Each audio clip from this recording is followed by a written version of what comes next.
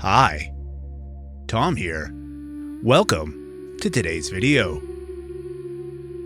Taurus, the last few weeks have changed how you relate to comfort.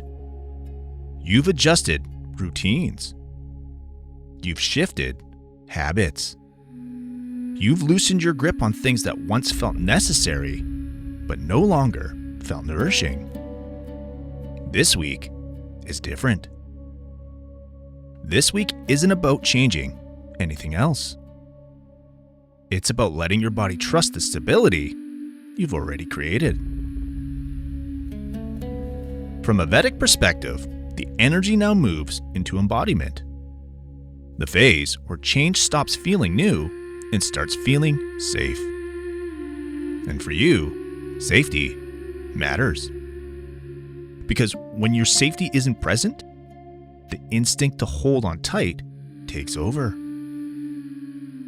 You may notice a subtle tension this week. Not stress, more like a reflex.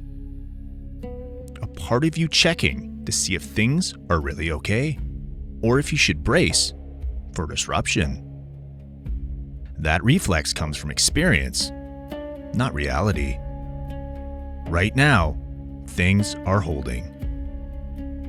Taurus, your strength has always been steadiness. You build slowly. You value reliability. You trust what proves itself over time. But this week teaches you something gentle and very important. Stability doesn't disappear when you stop gripping it. It strengthens when you relax into it. You may also feel less driven to control outcomes this week, less attached to maintaining everything exactly as it is. That can feel unsettling at first, but this isn't loss of control. It's trust becoming embodied. So here's the deeper lesson for this week. You don't need to guard what's real. What's real remains even when you soften. And what fades when you soften wasn't meant to last. You may notice more awareness in your body this week. Comfort feels deeper. Rest feels more effective. Pleasure feels cleaner. That's your nervous system recognizing that it doesn't need to brace anymore.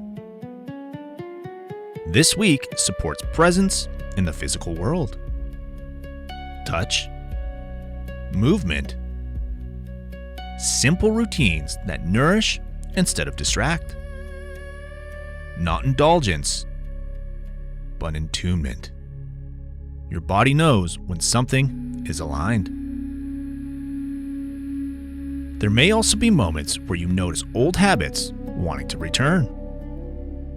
Overworking, overindulging, and overstabilizing. Pause. You don't need to go back to feel safe. The safety is already here. You may also feel more comfortable with uncertainty than usual. Not reckless, just less rigid. That's called growth. When stability lives inside you, external conditions don't need to be perfect. This week isn't about proving that you're secure. It's about experiencing security without effort.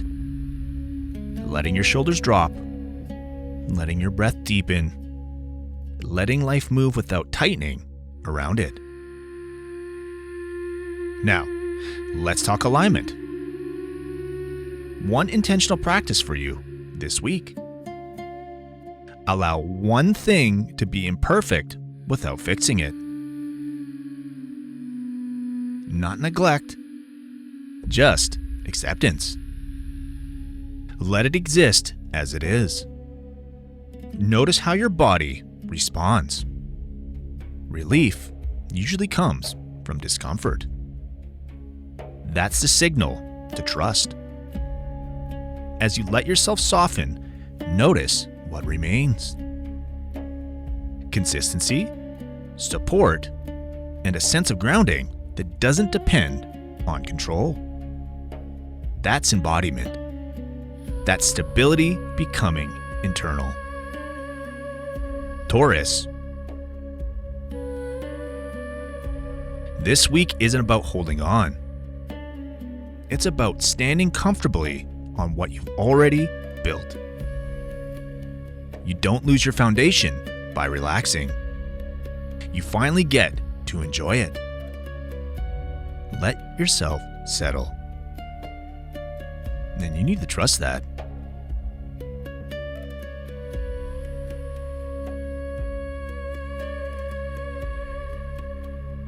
Before you go, there's something important you should know.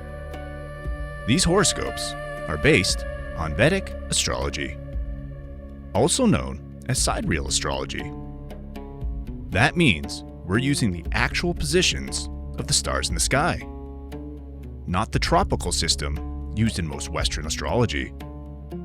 Because of that, your sun signs here may be different than what you're used to. And that's okay. In Vedic astrology, we don't start with the sun sign. We start with the moon sign, because the moon represents your mind, emotions, and how life is experienced day to day. First, always watch this for your Vedic moon sign. That's where this horoscope will feel the most accurate and personal. Next, I recommend watching for your rising sign, also called your ascendant or lagna.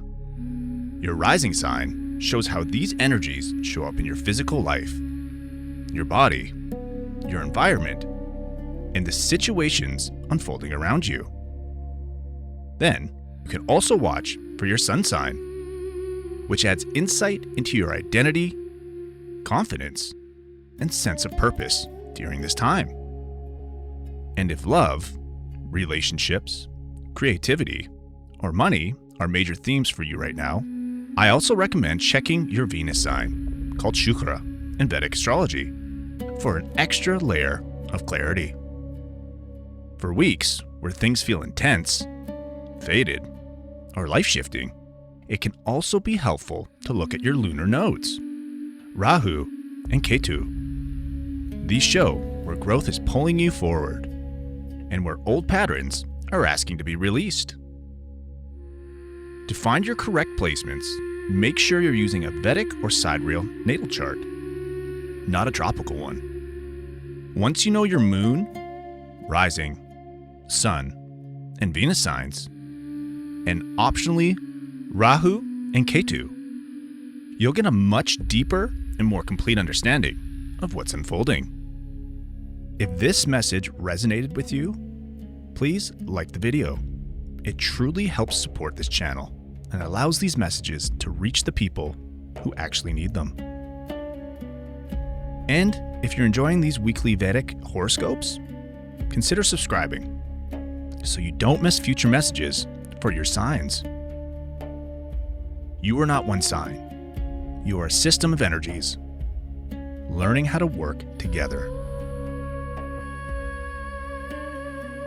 Take care and be calm.